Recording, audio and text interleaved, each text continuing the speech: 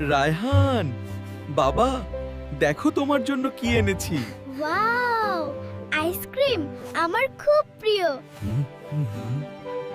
ধন্যবাদ আব্বু। দাঁড়াও বাবা, যখনই আমরা আল্লাহর কাছ থেকে কোনো সুন্দর জিনিস পাই, তখন আল্লাহকে ধন্যবাদ জানিয়ে বলতে হয় আলহামদুলিল্লাহ। আলহামদুলিল্লাহ। এর মানে হলো সমস্ত প্রশংসা আল্লাহর জন্য।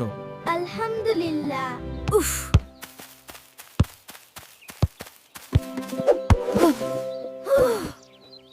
আহারে, ব্যথা পেয়েছো? না আব্বু, ব্যথা লাগেনি। আলহামদুলিল্লাহ। আব্বু, আমি তো পড়ে গেলাম আর তুমি বলছো আলহামদুলিল্লাহ। আলহামদুলিল্লাহ।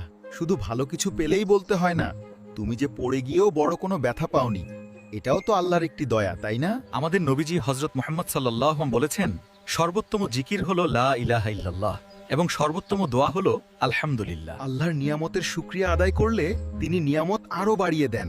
আলহামদুলিল্লাহ বলা শুকরিয়া আদায়ের অন্যতম শ্রেষ্ঠ মাধ্যম। কি সুন্দর প্রজাপতি।